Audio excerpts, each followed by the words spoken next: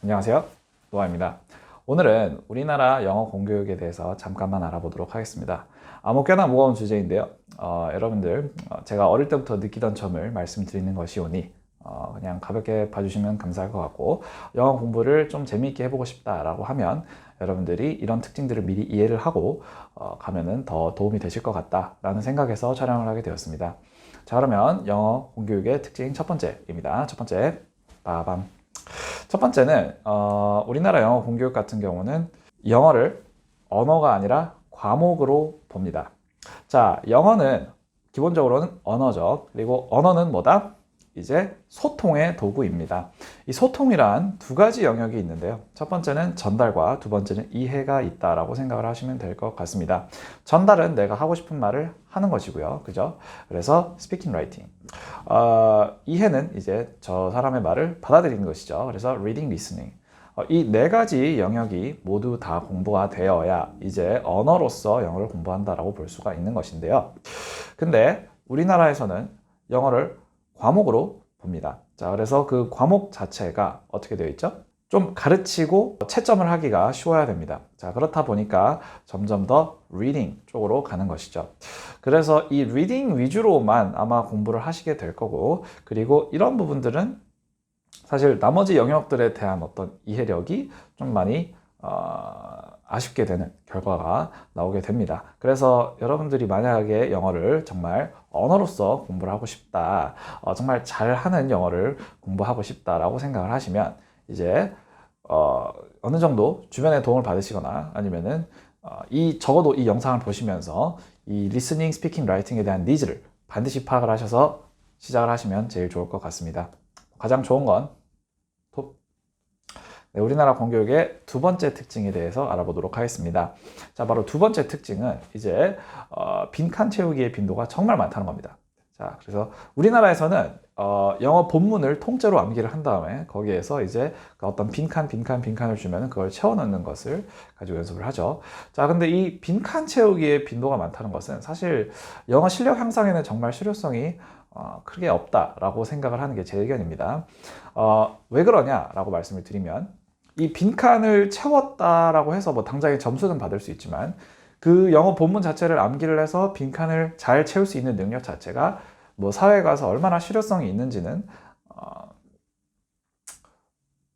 글쎄요, 많이 의문입니다. 영어 본문 자체를 여러분들이 예를 들어서 중학교 때 암기를 했던 걸 가지고 뭐 아니면 고등학교 때 암기를 했던, 뭐 심지어 고3 때 암기를 했던 영어 본문을 가지고 여러분들이 뭐 면접을 가거나 아니면 대학교 때 뭐 프레젠테이션을 하거나 뭐 이러실 때 도움을 받으셨던 적이 있으시다면 모르겠는데, 근데 그런 적은 거의 없을 것 같아요. 네, 제 생각엔 그렇습니다. 저는 막말로 고등학교 3학년 때 그 영어 교과서에 있던 본문이 어떤 주제에 관한 것이었는지도 기억이 전혀 나지를 않습니다. 네, 그래서 이 본문 자체를 암기하는 것은 사실 현직 영어 강사들도 이거는 아예 새로 해야 되는 거기 때문에 완전히 시간을 또 투자를 해야 되는 어려운 일인데, 요새 중고등학생들이 그 어려운 걸 해냅니다. 그죠? 내신이 중요하죠. 자, 그래서 이 영어 본문 자체를 암기를 하고 그것에 빈칸 채우기를 많이 요구하는 이런 뭐 공교육의 특징이 있기는 합니다만, 그게 이제 실효성이 있다라고 할 수는 없는 부분이기 때문에 여러분들 항상 기억을 하세요. 필요하신 거는 영어 본문 암기가 아니라 영어 본문을 보고 독해를 해낼 수 있는 독해력이 필요한 겁니다. 자, 그래서 그런 어떤 구문 법칙이라거나 아니면 독해 법칙 이런 것들에 대해서 여러분들이 항상 알고는 계셔야 된다는 걸 좀 알아주시면 좋을 것 같습니다.